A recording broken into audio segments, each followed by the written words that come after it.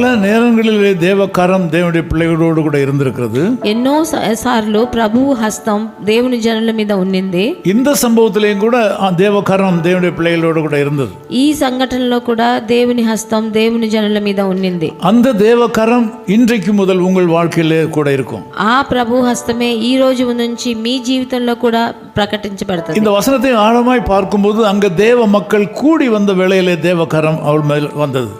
ఈ వచనాన్ని లోతుగా చూసినప్పుడు దేవుని జనులు ఒక చోటుకి చేరి వచ్చినప్పుడు దేవుని హస్తం వాళ్ళ మీద ఉన్నిందని. அவர்கள் ஒருவரோடு ஒருவர் பேசிக்கொண்டு தங்கள் சாட்சிகளை பகிர்ந்து கொண்ட வேளையிலே தேவக்காரம் அவங்களோடு வந்தது. వాళ్ళు ఒకరితో ఒకరు మాట్లాడుకుంటూ ఒకరితో ఒకరు వాళ్ళ సాక్ష్యాన్ని పంచుకున్నప్పుడు దేవుని హస్తం వాళ్ళ మీద ఉన్నింది. இயேசுவை குறித்து பிரசங்கித்த வேளையிலே கர்த்தருடைய கரம் அவர்கள் மேல் வந்தது. ప్రభు అయిన యేసుక్రీస్తుని గురించి వాళ్ళు ప్రచారం చేసినప్పుడు అప్పుడు దేవుని హస్తం వాళ్ళ మీద ఉన్నింది. கர்த்தருடைய வல்லமை